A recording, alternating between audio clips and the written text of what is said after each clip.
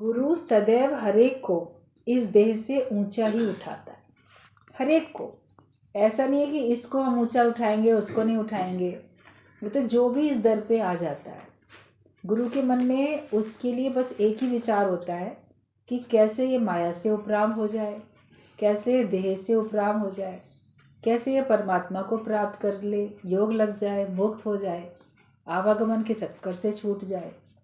ये विचार गुरु के लिए मन में, गुरु का मन में हर एक के लिए चलता है।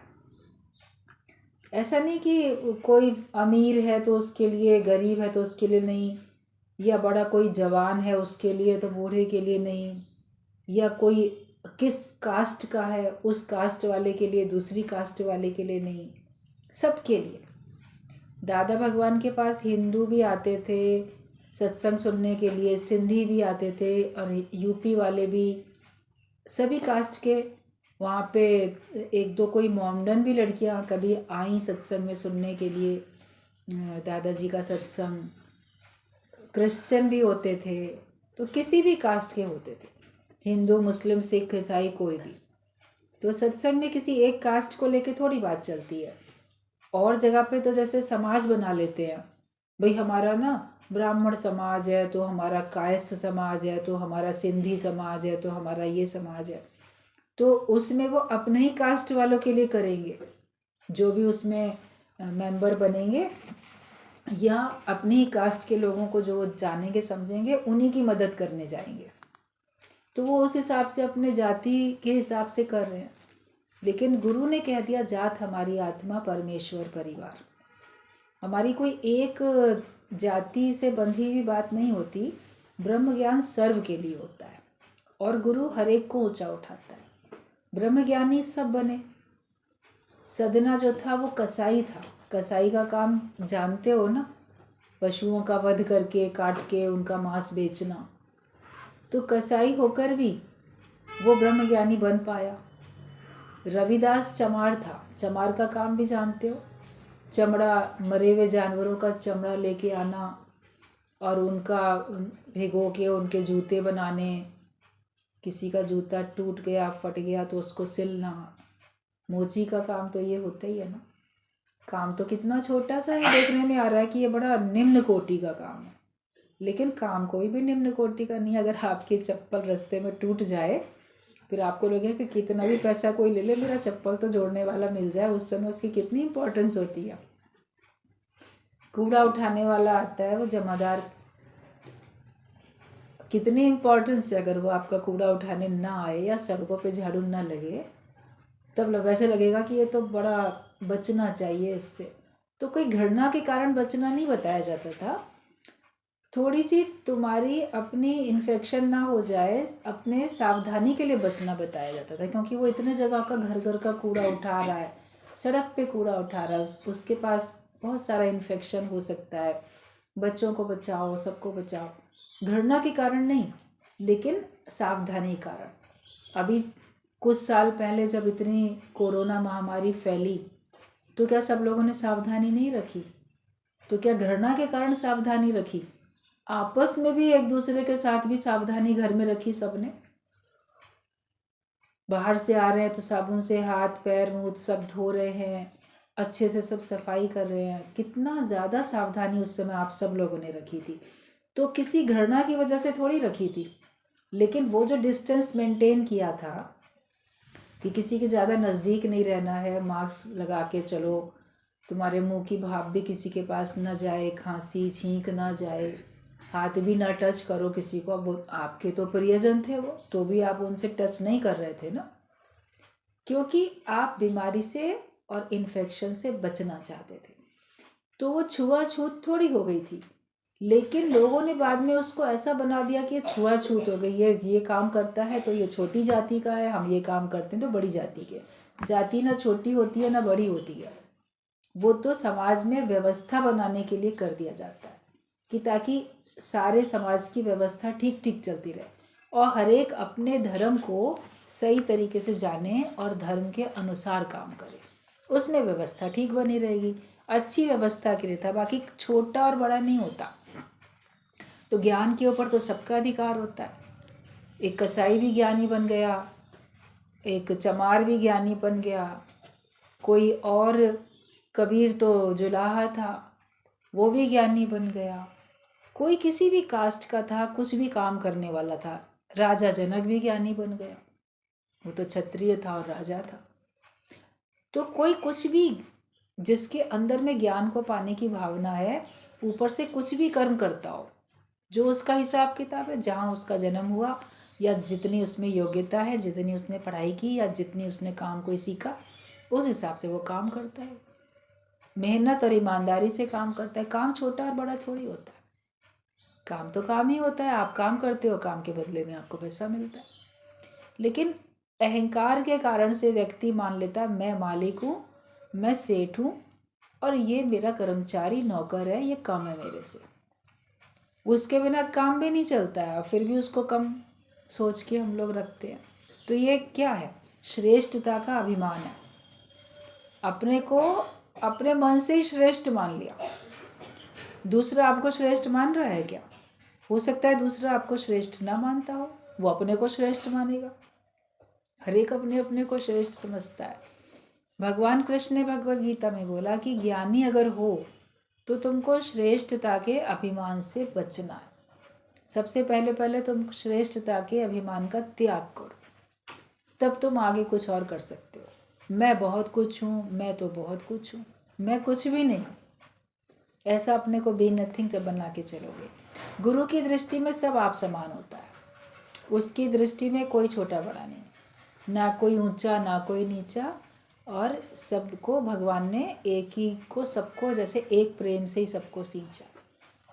भगवान ने सबको एक प्रेम से ही सींचा और गुरु ने सबको एक प्रेम से ज्ञान दिया, बराबर समझ के। तो हमारे अंदर की भेदभावना होती है, गुरु के अंदर भेदभावना नहीं होती है। और वो जो भी उसके सामने एक बार भी आए, अगर पहली बार भी किसी से मुलाकात होगी तो वो ये सोचेगा कि ये ज्ञान में आने लगे और ये मुक्त हो जाए, उसको तुरंत वो ज्ञान की ही प्रेरणा दे देगा।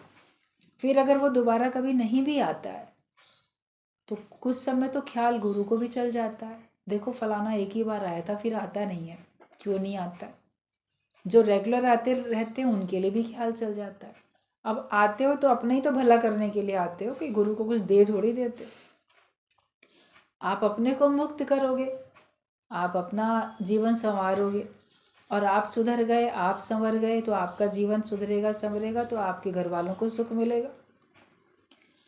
आपके स्वभाव अच्छे हो जाएंगे, आप संस्कारी बनोगे, तो फिर उसका सुख कौन उठाएगा? आप और आपके घर वाले, वही लोग तो उठाएंगे।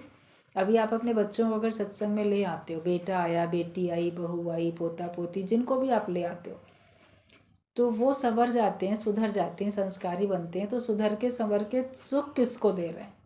सुख भी तो तुम्ही को मिल रहा है ना।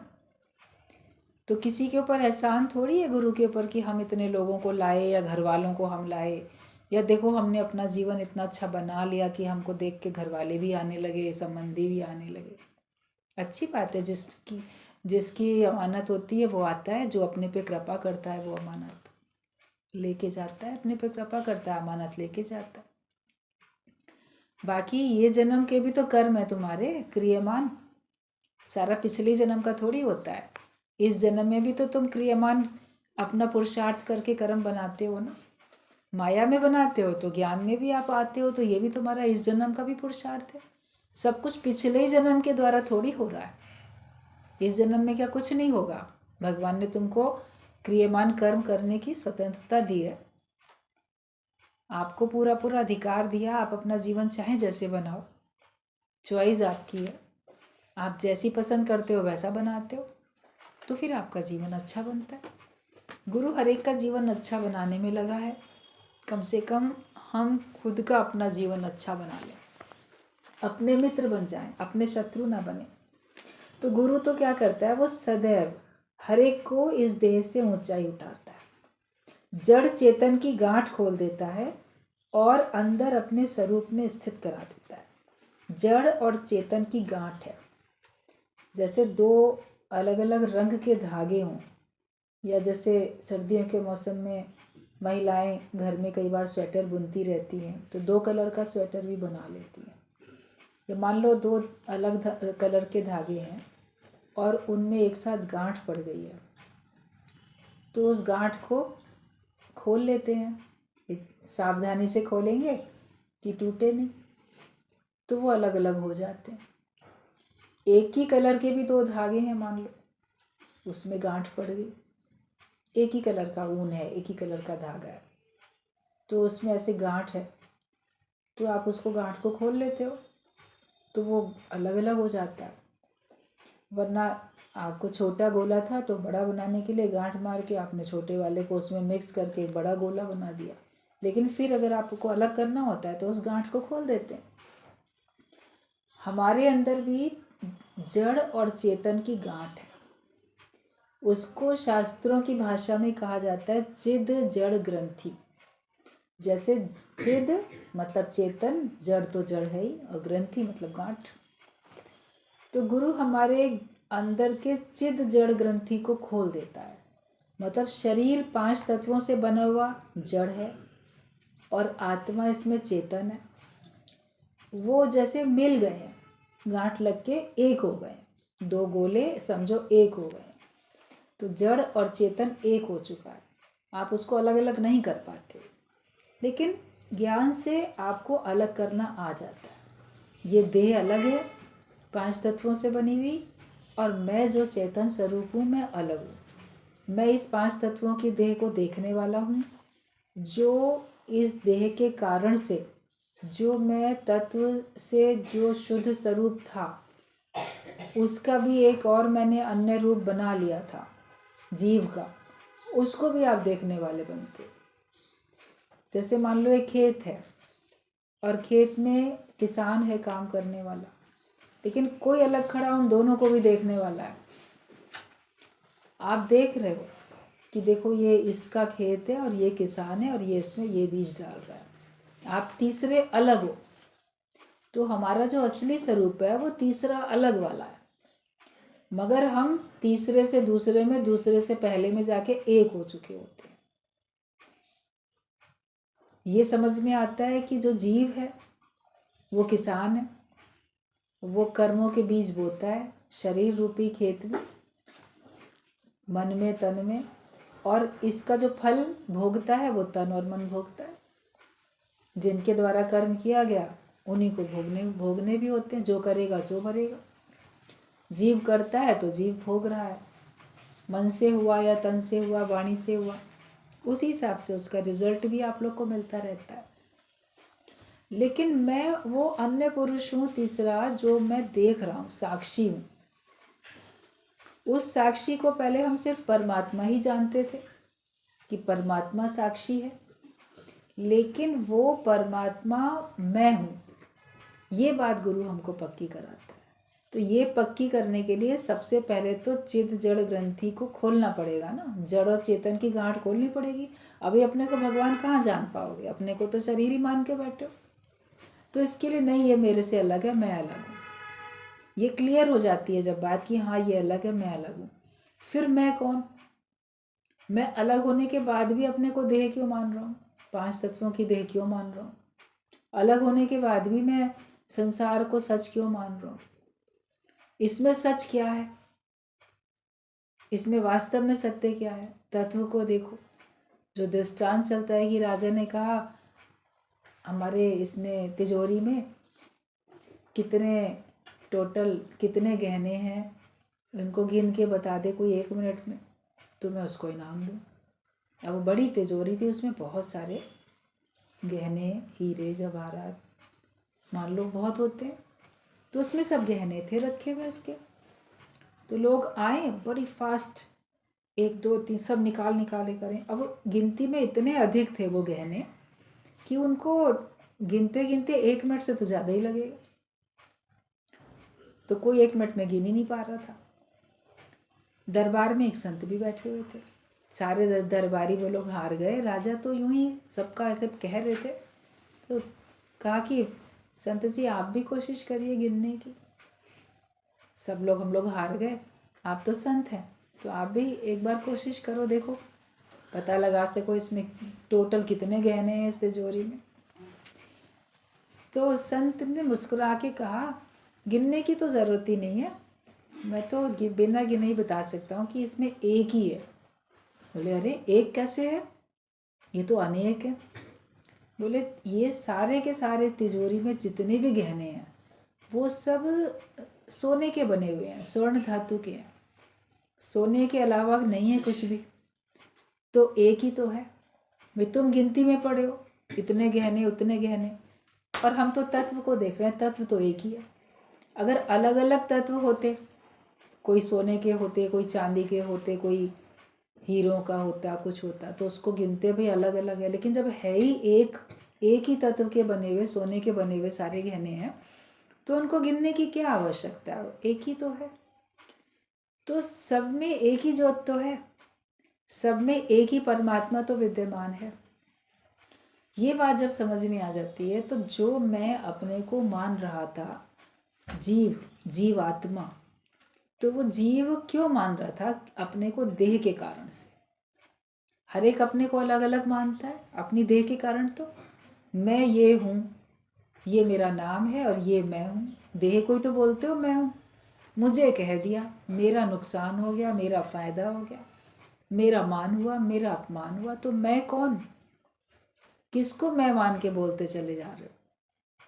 तो जो जीव है तो वो आत्मा, जीव आत्मा अपने को बोल रहा है, लेकिन वो अपने को देह से जुड़ा हुआ मान रहा है। इससे जब जड़ चेतन की गांठ हट जाती है, तब वो अपने को शुद्ध स्वरूप आत्मा जानने लगता है कि इस देह से मेरा कोई लेना देना नहीं है, मैं इसको देखने वाला हूँ। और फिर जब इससे अलग होता है, तब फिर वो परमात्मा से जुड़ जाता है। फिर आत्मा परमात्मा एक हो जाते हैं। आत्मा सो परमात्मा, आत्मा बोलो चाहे परमात्मा बोलो। तो इन सब के लिए हमें गहराई से विचार करना पड़ता है, अंतर्मुखी होना पड़ता है, ज्ञान को समझना पड़ता है, और अपने अंदर का जो खोट है वो निकालना पड़ता है। खोट मिलाने पर ही गहना बन पाया। सोने में थोड़ा सा खोट मिलाया गया तो गहना बना, वरना वो इतना सॉफ्ट होता है कि उसके गहने प्योर सोने के आप नहीं बना सकते। थोड़ा सा तो मिलाना ही पड़ेगा, करना पड़ता है।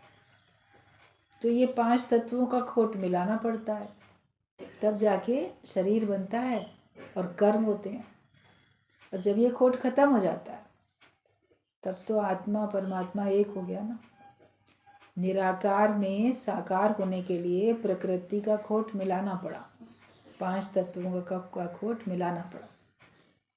जब इनसे हमारा नाता कट जाता है, तो हम वापस शुद्ध निराकार हो जाते हैं, शुद्ध परमात्मा अपने को महसूस करने लगते हैं। तो ये जड़ चेतन की गांठ गुरु खोलता है अपने ज्ञान से। सत्संग में आते आते आपको लगेगा कैसे अब मेरे अंदर से ये सारी बातें जो देह से जुड़ी हुई थी सब खत्म हो गई हैं, और मैं अपने को बिल्कुल मुक्त महसूस करता हूँ। वाकई सर्वत्र मैं ही मैं हूँ, ऐसा मैं अपने आप को महसूस कर रहा हूँ, और उसमें आपको बड़ा आनंद भी आता है। तो गुरु क्या करता है? अपना ज्ञान देके जड़ और चेतन की गांठ को खोल देता है और अंदर अपने स्वरूप में स्थित करा देता है। जो हमारा साक्षी स्वरूप है उसमें हम स्थित हो जाते हैं। आत्माकार ही सुख दुख मान अपमान में सम रह सकता है, और कोई सुख दुख मान अपमान में सम नहीं रह सकता। लाभ हानि में, द्वंद्वी जोड़े में और कोई सम नहीं रह सकता। जो वास्तव में अपने को आत्मा जानेगा वो ही सम रह पाएगा। आप बोलो हूँ तो मैं आत्मा, लेकिन ना अभी मुझे दुख सुख असर कर रहा है, अभी मान अपमान लग जा रहा है, तो तुमने अभी केवल थ्योरी पढ़ी है कि मैं आत्मा हूँ, तुम उसमें स्थित नहीं हुए हो।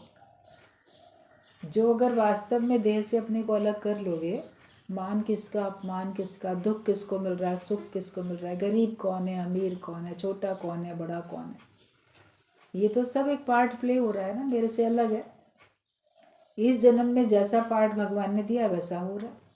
किसी को राजा बना दिया, किसी को भिखारी बना दिया।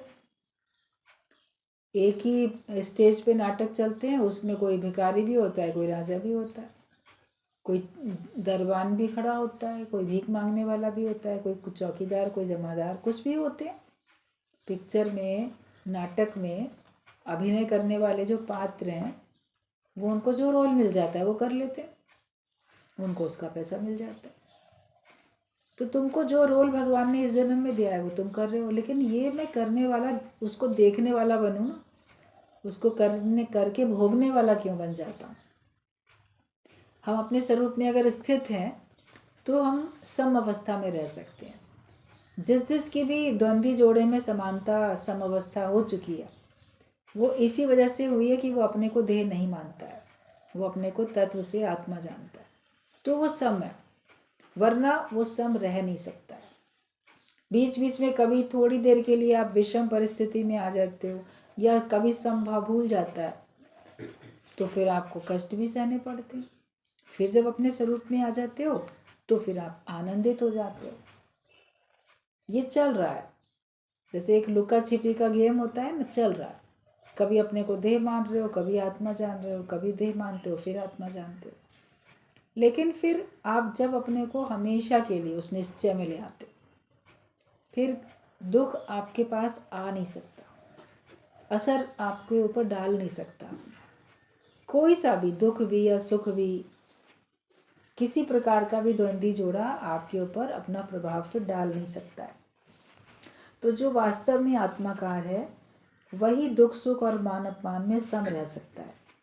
आज हर जगह से अनुभव मिल रहा है कि सगल सृष्टि का राजा दुखिया, पर सो सुखिया जिस नाम आधार। सारी सृष्टि का जो राजा है वो दुखी ही है। हमें लगता है कि वो फलाना ना बहुत सुखी होगा, मगर जब उसका संग करोगे देखोगे दुख तो इसके भी जीवन में। ज्ञानी के जीवन में भी आप देखोगे 5 अग्नियों के बीच में तो वो भी बैठा हुआ। जो सन्यासी होते थे, संत होते थे पहले ज्ञानी, वो अपने को अग्नि के घेरे में रखते थे। तो शास्त्रों में बात रहती है कि ज्ञानी 5 अग्नियों के बीच में रहता है। तो वो बाहर से अग्नि जला ली, वो तो अलग बात हो गई कि आप बीच में बैठे हो, अपने चारों तरफ में 5 ढेरियाँ अग्नि की जला ली। और अग्नि क्यों जलती रहती थी कि ताकि जंगली जानवर आए ना, भाई आग से वो डरते हैं। लेकिन वो स्थूल रूप से अग्नि है, हर एक के जीवन में अग्नि है। अज्ञानियों के जीवन में अलग प्रकार की अग्नि होती है, वो उसमें झुलसते हैं, जलते हैं। ज्ञानी उन अग्नियों के बीच में रह के अपने को माया से, विकारों से, अहंकार से, ईगो से बचा के रखता है। जलती तो रहती है, लेकिन उसमें सुरक्षित रखना ये हमारी अपनी सावधानी होती है कि हम उसमें अपने को सुरक्षित रखें। परीक्षाएं जो है वो अग्नि है, अग्नि परीक्षा। आग में जलाने के बाद अग्नि परीक्षा थोड़ी है, लेकिन जो भी परीक्षा आपके जीवन में आती है वो आपको अग्नि के तरीके से जलाती तो है, तपाती तो है, तो वो अग्नि परीक्षा हो जाती है, मतलब कठिन परीक्षा। तो ज्ञानी के जीवन में भी कठिन परीक्षाएं रहती हैं। तो जो परिवार की अग्नि होती है, जब आप सत्संग में आगे चलते हो तो सबसे पहले परिवार की अग्नि आपको जलाती है।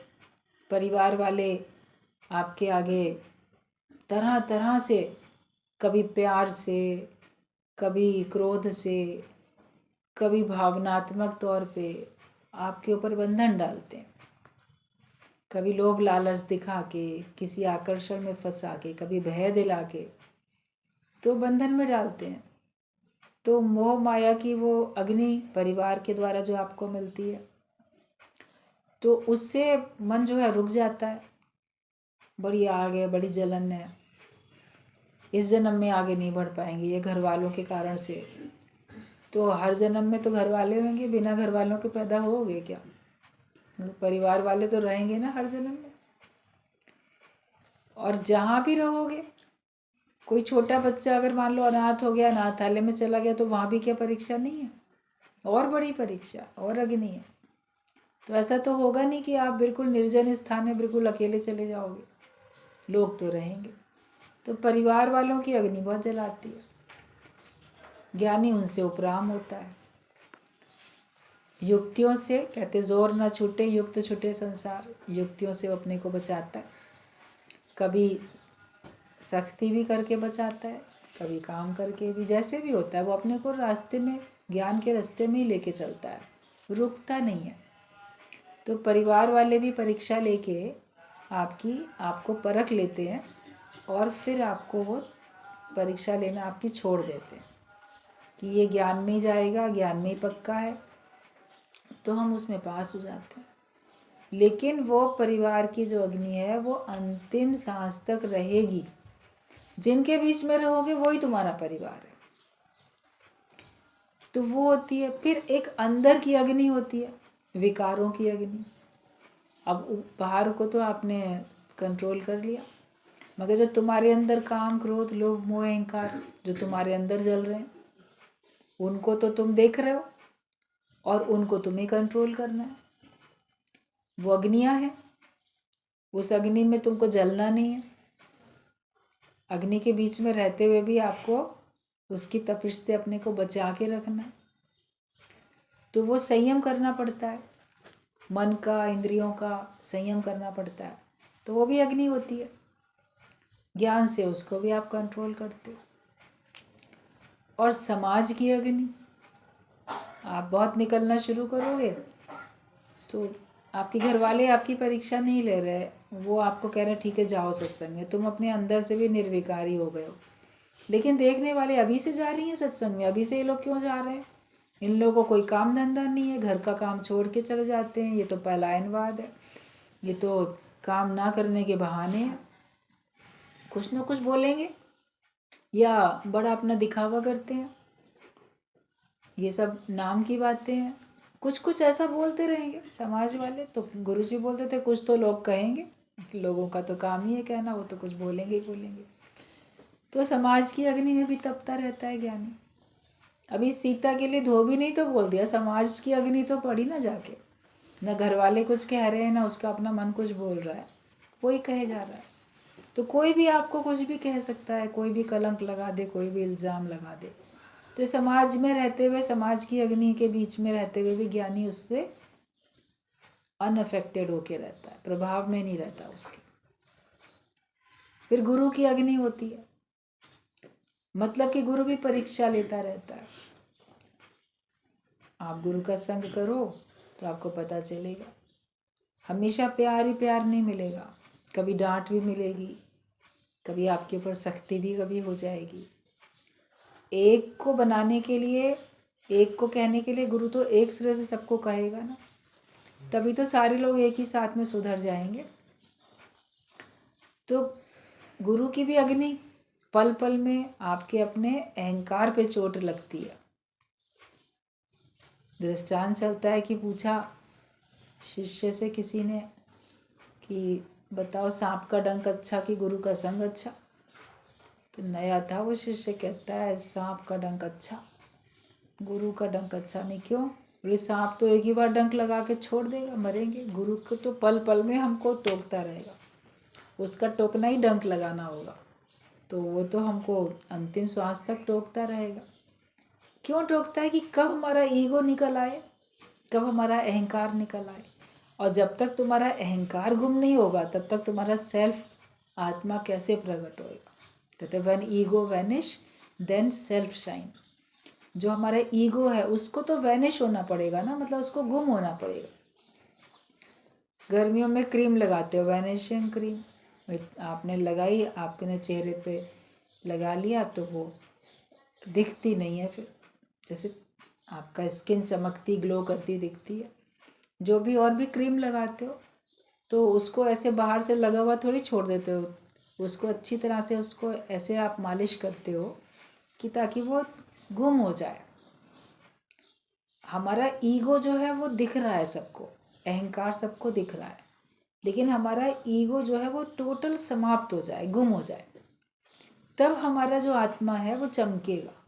वरना हमारी आत्मा को तो कोई नहीं पहचानता। तुमको भी स्वयं को नहीं दिखाई देता अपना स्वरूप, तुमको भी अपना अहंकार आगे दिख रहा है, औरों को भी तुम्हारा अहंकार आगे दिख रहा है।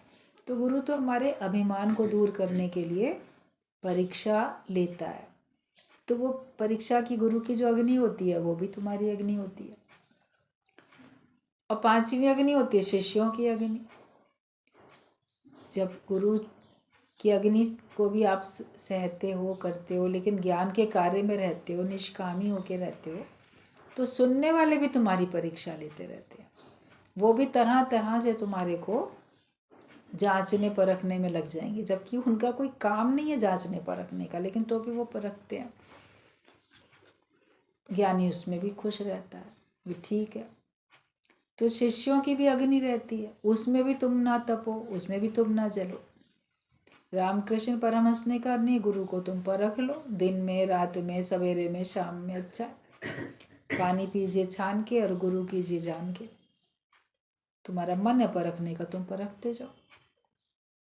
सांच को आँच नहीं, जो सत्य में टिका हुआ है उसको परीक्षा से भय थोड़ी लगेगा। वो कोई गलत काम करता ही नहीं है जिससे उसको भय हो कि ये किसी ने अगर जान लिया तो मेरा पद कम हो जाएगा, मेरी महिमा कम हो जाएगी, या मेरा नाम खराब हो जाएगा। वो ऐसा काम ही नहीं करता कि उसका नाम खराब हो। उसका काम तो केवल राम का नाम जपना है, राम का नाम जपाना है। आप जपे और अनाम जपावे, सुन्नत कहत रहत गत पावे। वो तो यही करता है, उसके अलावा वो और कुछ करता ही नहीं है। और हर एक को सुधारने के लिए, संवारने के लिए वो सीधी खरी बात बोलता है। तो अग्नियाँ तो ये जलती रहती हैं, मतलब ये परीक्षाएं हमारे जीवन में आती रहती हैं। जगत वाले, उनके सामने भी ये सब परीक्षाएं होती हैं, लेकिन वो उसमें जल के राख होते हैं, झुलसते रहते हैं, हाय हाय करते हैं। बाकी तो बिना आग जले संसार सब है ही, आग तो सब जगह लगी हुई है। ज्ञानी उसमें सुरक्षित रहता है, अज्ञानी उसमें जलता रहता है, पल पल में अपना नुकसान करता रहता है। तो हमें ये देखना है कि सारी सृष्टि का जो राजा है वो दुखी है, पर वही सुखी है जिसने भगवान के नाम का सहारा लिया, जिसने भगवान के नाम का आधार लिया, वो सुखी है। फिर जो चाहे सभी ओर से दुख इस देह को भी घेरे हुए हों तो भी उसे असर नहीं होता है। जो भगवान के नाम का आधार लेके चलते हैं, उसके शरीर को चारों तरफ से हर प्रकार के दुखों ने घेर रखा हो तो भी उसको कोई फर्क नहीं पड़ता। मतलब ठीक है, चारों तरफ दुख है, कभी शरीर में बीमारी है, कभी मन में कोई कष्ट है, कभी बाहर से कोई अभाव है, कभी कुछ तरह तरह के कष्ट होते हैं, तन के, मन के, धन के, सब तरह के कष्ट होते हैं। तो चाहे उसके शरीर को सभी तरह के दुख ने घेर रखा हो तो भी उसे असर नहीं होता। गुरु हम सबका बोझ उठा के बैठा है, हम सबका बोझ गुरु उठा के बैठा है। ज्ञान के रूप में गुरु सबके साथ है, और शरीर रूप से भी आपको समझाने के लिए कोई ना कोई गुरु रूप में आपके साथ होता ही होता है। और वास्तव में जिसको आपका मन गुरु मानता है वो भी आपके साथ ही होता है। तो वो तो आपका सारा चिंताओं का, दुखों का बोझ उठा के बैठा है। तो गुरु हम सबका बोझ उठा के बैठा है। सोना सुनार को दे दिया, उसके बाद वो ज़रूर ही उसे गहना बना देता है। सुनार को क्यों देते हो? या तो बेच के चले आते हो, देते हो ना, इसको बना के दो। तो दे आए हो तो बना के ही देगा ना। टेलर को कपड़ा दे आए, वो सिल के देगा। सुनार को आप दे आए सोना, तो वो गहना बना के जो आपने चाहा होगा वो बना के देगा। तो जीवन अपना गुरु को सौंप दियो तो बना के देगा, ब्रह्म ज्ञानी तुमको बना के ही देगा। तो गहना ज़रूर बनाता है। ईगोलेस, थॉटलेस गुरु बना देता है। तुम अपनी ना चलाओ और ना सोचो। हम अपनी बुद्धि से बहुत सोचते रहते हैं। गुरु कितना तुमको समझाने की कोशिश करे, समझ जाओ, मत चिंता करो, जो होगा अच्छा होगा, आज के दिन में तो आनंद में रहो, लिव इन द प्रेजेंट, कितना समझाता है गुरु। लेकिन तुम अपना मन, अपनी बुद्धि चलाते ही रहते। जब हमने सौंप दिया अपना जीवन, तो फिर वो जैसे बनाए, जो उसको मन होगा वो बनाएगा, और जो भी कुछ वो बनाएगा वो यूज़फुल होगा। अगर कुम्हार ने चिलम बनाई वो भी यूज़फुल है, घड़ा बनाया वो भी यूज़फुल है। अब घड़े में तो पानी रख के शीतलता, और ये चिलम में तो अंगारा रखा जा रहा है, मगर वो भी तो काम का है ना।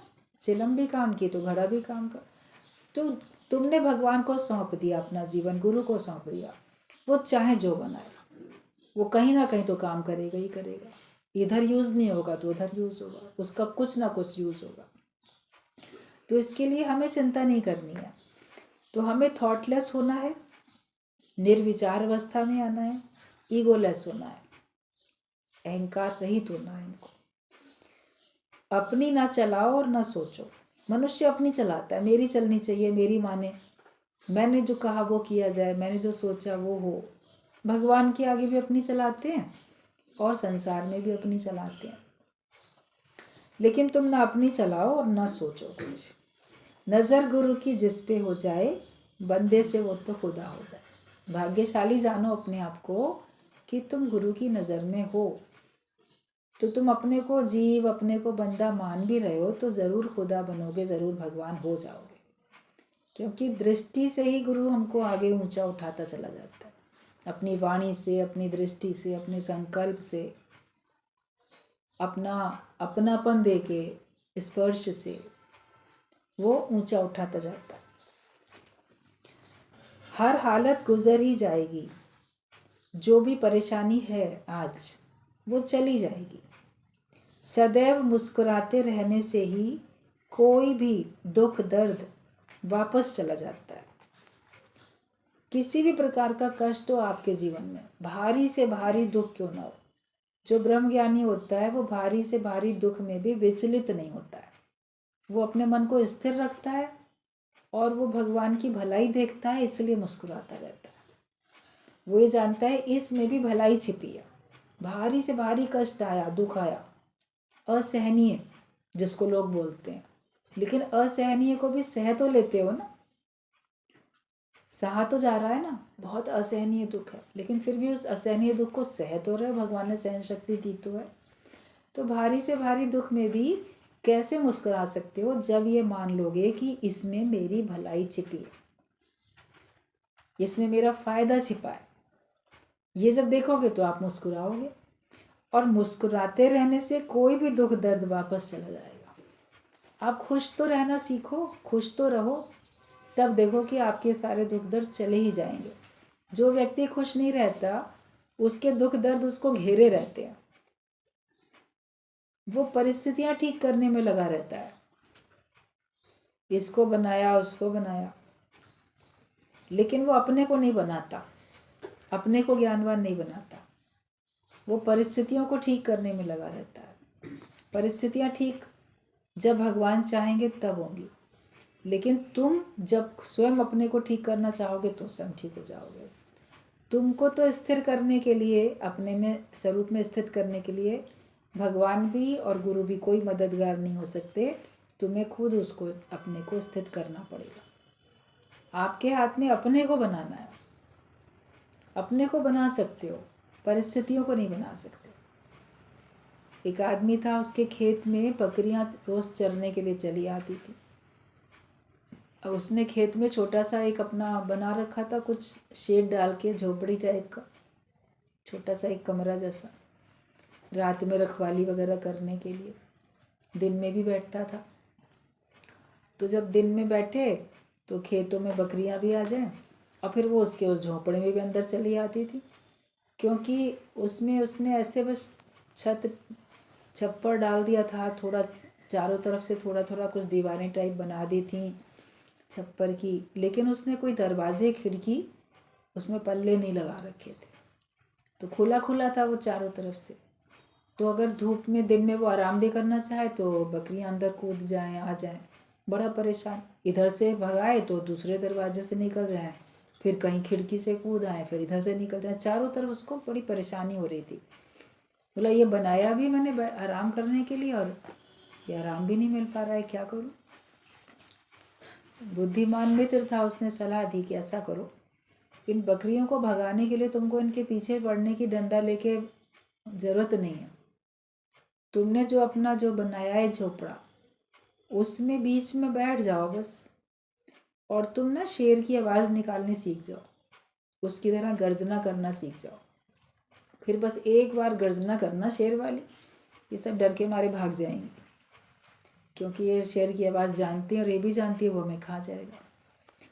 तो उसने ऐसे किया, उसने शेर की गर्जना निकालनी सीख ली, और फिर गया तो सारी बकरियों को भगाने के लिए एक एक बकरी के पीछे नहीं पड़ रहा था, वरना एक को हटाए दूसरी कूद जाए, दूसरी को हटाए तो तीसरी चली आए। उसने एक बार में केवल एक गर्जना की, वो सब तड़बड़ तड़बड़ डर के मारे सारी बकरियां दूर भाग गई, और फिर उसके खेत में आती नहीं थी। वहाँ पे जहाँ वो दूर से देखता था फिर आवाज़ कर लिया करता था, वो और जगह जाती थी, उसके पास फिर आती नहीं थी, क्योंकि उनको ये लगा कि यहाँ पर शेर है, हमें खा जाएगा। तो इसका सिद्धांत बहुत अच्छा बताया जाता है कि तुम्हारे पास भी चारों तरफ से परिस्थितियाँ आती हैं, विकार भी चारों तरफ से आते हैं, और तुम जहाँ निवास करते हो इसमें तो द्वार वाला, 9 द्वार वाला तुम्हारा शरीर है। खिड़की दरवाजे बंद करने के लिए हैं भी नहीं, सारे दरवाजे बंद भी नहीं कर पाते। तो कहीं ना कहीं से तुम्हारे अंदर में कोई ना कोई गलत विचार, दुखी करने वाला विचार आ जाता है। या बाहर की परिस्थितियों को मान लो तुम ठीक करना चाहते हो, एक ठीक करते हो, दूसरी ठीक करो, तीसरी, कोई ना कोई परिस्थिति खड़ी ही खड़ी है ना हमेशा। गुरु कहते हैं बस अपने को आत्मा की गर्जना करो, एक ओम का नाद करो, वो मैं हूँ। वो तुम शुद्ध शिवोहम की गर्जना करो, जैसे शेर वाली गर्जना करो, तो ये सब परिस्थिति, विकार सब तुमसे दूर चले जाएंगे। वो अगर हम सीख जाते हैं अपने को, अगर हम आत्माकार स्थिति में लाना सीख जाते हैं, तो फिर परिस्थितियाँ तुमको दुखी करने के लिए आएंगी नहीं, वरना तो दुख आपके पास आते ही रहेंगे। तो हमेशा अपने को बनाओ, अपने को जो देह मानते हो, अपने को आत्माकार जानना सीख जाओ, क्योंकि वो वास्तव में तुम हो। तुम इस नाटक में क्यों उलझ रहे हो? तू क्यों इसमें उलझ रहा? तेरा रूप अपारा, तुम्हारा रूप तो इतना अपारा है, उसका कोई पार नहीं पा सकता। इतने तुम ऊंचे हो, महान हो, लेकिन हम इस देह में उलझ जाते हैं, हम इन परिस्थितियों में उलझ जाते हैं। तो अगर हम सदैव मुस्कुराते रहेंगे तो फिर कोई भी दुख दर्द होगा तो वापस चल जाएगा। और मुस्कुरा कब सकेंगे? जब सोचेंगे कि मेरी भलाई के लिए दुख दर्द आए, मुझे नुकसान पहुंचाने के लिए नहीं आए हैं ये दुख दर्द, ये मुझे मेरे कर्मों का हिसाब किताब इसी जन्म में पूरा करने के लिए आए हैं, मेरे खाते को खाली करने के लिए आए हैं, आवागमन के चक्कर से छुटकारा दिलाने के लिए आए हैं। तब खुश हो जाओगे ना कि मैं अपनी मंजिल के नज़दीक पहुंचता जा रहा हूँ। लेकिन परमात्मा को मंजिल बनाया होगा तब, तुमने माया को ही अपनी मंजिल बना रखा है तो तुम आंसू ही बहाते रहोगे, फिर तो दुखी रहोगे। डिसाइड कर लो, माया चाहिए कि परमात्मा चाहिए। कहते पैसा चाहिए कि प्यार चाहिए? आप ये देख लो, पैसा चाहिए कि परमात्मा चाहिए? जो भगवान के भक्त होते थे वो पैसे को ठुकरा के परमात्मा को पाने के लिए चले जाते थे। घर गृहस्थ, पैसा सब कुछ छोड़ के, पद प्रतिष्ठा सब छोड़ के परमात्मा को पाने के लिए चले जाते थे। ईश्वर का प्रेम मिले, परमात्मा मिले। और बाकी जिनको पैसा चाहिए वो सब कुछ छोड़ के पैसे के पीछे भागते हैं, फिर उनको चाहे कुछ भी करना पड़े कि पैसा कमाना है, पैसे के लिए हमें चाहे जो करना पड़े, अच्छा बुरा कुछ भी नहीं देखेंगे।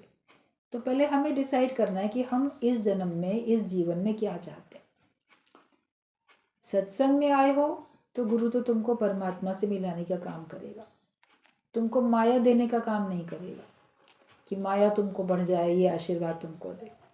माया चाहिए तो तुम माया के लिए करो पुरुषार्थ, अगर भाग्य में होगी तो मिलेगी, लेकिन परमात्मा तो पुरुषार्थ करने से अवश्य मिलेगा। तो मुस्कुराते रहो, तभी तुम्हारे दुख दर्द वापस जाएंगे। तू घोड़ा नहीं पर घोड़े सवार है, ये निश्चय करके बैठो। तुम शरीर नहीं हो, तुम शरीर को चलाने वाले हो। पहले से ही सारे विकारों से गुरु ने दूर कर दिया है।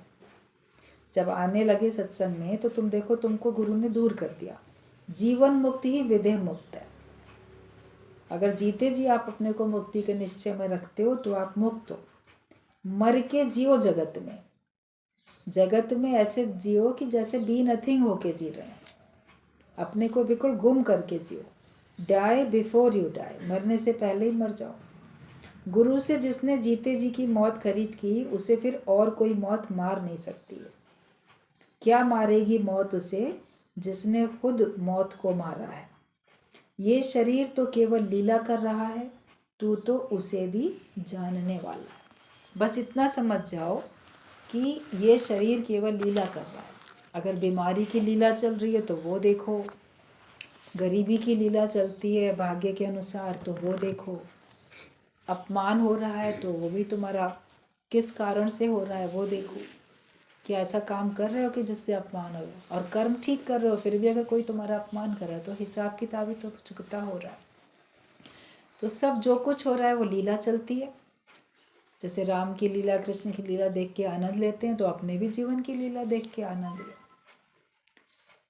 तब फिर आप जीवन मुक्ति का आनंद ले सकते हैं। अपने को गुम करके देखो तो तुम्हारे लिए सारे नज़ारे बहुत सुंदर है। ये सृष्टि बहुत अच्छी है। गुरुजी हमेशा बोलते थे, गुम होके देख नज़ारा, गुम होके देखो नज़ारा। ये सारे संसार का नज़ारा जो देख रहे हो, अपने को मिटा के देखो तो तुमको सब अच्छा लगेगा। अपने को बना के देखोगे तो तुमको लगेगा मुझे यहाँ फ़ायदा पड़ा, यहाँ फ़ायदा नहीं पड़ा, तब तुम दुखी सुखी हो जाओगे। लेकिन बिल्कुल तीसरा अलग बन के देखोगे, नफ़े नुकसान से हट के देखोगे, तब तुम्हारे जीवन में आनंद ही आनंद है। और जीवन मुक्ति का आनंद लोगे तभी तुम जन्म मरण के चक्कर से छूट भी सकते हो।